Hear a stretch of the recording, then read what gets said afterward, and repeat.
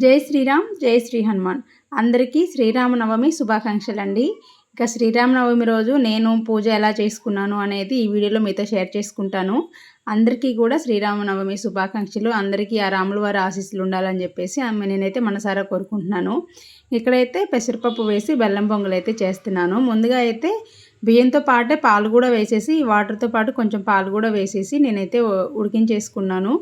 ఇంకా 3 విజిల్స్ వచ్చిన తర్వాత ఒకసారి మళ్ళీ మెదుపుకొని కొంచెం పాలు వేసేసుకొని ఒకసారి కలిపేసి పాలన్నీ కూడా మెల్ట్ అయిపోయి కలిసిపోయిన తర్వాత ఇంకా బెల్లము కొద్దిగా షుగర్ కూడా వేసాను. వేసి కలిపేసి లాస్ట్గా అయితే డ్రై ఫ్రూట్స్ నెయ్యిలో వేయించుకుంటాం కదా, అవి కూడా వేసేసుకున్నాను. ఇంకొక 2-3 నిమిషాలు మగ్గితే పొంగల్ అయితే రెడీ అయిపోతుంది. ఇంకా పిల్లలకి టిఫిన్గా అయితే రాగిజావ పెట్టేశాను. రాగిజావ ఏంటంటే కొంచెం గట్టిగానే చేస్తానండి. ఈరోజు అంబల్లాగా కాకుండా జస్ట్ జావలాగే అనమాట. ఇందులో కొంచెం మజ్జిగ కలిపి ఉప్పు కలిపేసి పిల్లలకైతే ఇచ్చేస్తాను.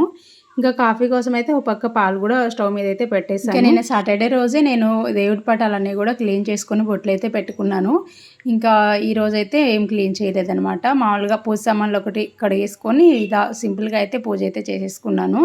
ఇంకా పొంగల్ చేశాను, వడపప్పు, పానకము, అరటిపండ్లు అయితే నైవేద్యంగా ప్రసాదంగా అయితే పెట్టేశాను అనమాట.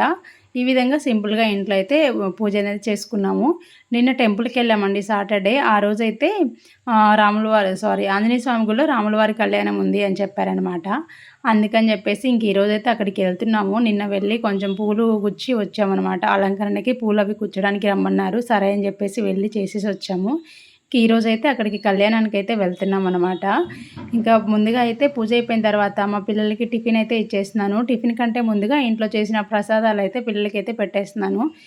పానకం అయితే మిరియాలు, యాలకులు ఉంటాయి కదండి, అవైతే ఇలా ఫిల్టర్ చేసేసాను అనమాట. లేదంటే పిల్లలు అలా నోటికి తగిలితే అసలు తినరని చెప్పేసి కొంచెంగా పెసరపప్పు నైవేద్యము అలాగే పానకం పిల్లలకైతే ఇచ్చేసి ఇంకా జావ తాగిన తర్వాత టెంపుల్కి అయితే వెళ్ళిపోయాము. వెళ్ళేసరికి కొంచెం లేట్ అయిపోయిందనమాట. పూజ అయితే స్టార్ట్ అయిపోయింది. ఇక్కడికైతే కృష్ణ మందిరం నుంచి హరే కృష్ణ ప్రభువులు అయితే వచ్చారనమాట. ఇంకా వారు కాసేపు అయితే భజన చేశారు. ఆ తర్వాత అయితే రాముల వారి కళ్యాణం మళ్ళీ కంటిన్యూ అయిందనమాట. ఇంకా మేము కూడా ఇక్కడ పూజలో పాల్గొని తరంబ్రాలు పోస్తారు కదండి, అలా మాతో కూడా చేయించారు. చాలా సంతోషంగా అనిపించింది. ఫస్ట్ టైం ఇంత దగ్గరగా నేను స్వామివారిని పూజలో పాల్గొనడం అయితే నాకైతే ఫుల్ హ్యాపీ అనమాట. కళ్యాణం అయిపోయిన తర్వాత మళ్ళీ అందరం కూడా బ్లెస్సింగ్స్ తీసుకొని లాస్ట్గా అయితే భోజనాలు అయితే అక్కడే ఏర్పాటు చేశారండి. ఇంకా భోజనాలు చూసుకొని ఇంటికైతే వచ్చేసామన్నమాట. ముందు రోజే చెప్పారు పూజకి ఏమేమి కావాలి, ఏమేమి తెచ్చుకోవాలి అనేది. ఇంకా నేను అవన్నీ కూడా నైటే ఏర్పాటు చేసి పెట్టేసుకున్నాను. మార్నింగ్ అయితే ఇంకా టెంపుల్కి అయితే వెళ్ళిపోయామన్నమాట. ఇదండి శ్రీరామనవమి రోజు ఇలా హ్యాపీగా అయితే గడిచిపోయింది. మీరు శ్రీరామనవమి పండుగ ఎలా చేసుకున్నారనేది కామెంట్ సెక్షన్లో షేర్ చేసుకోండి. జై శ్రీరామ్. నచ్చితే లైక్ చేయండి.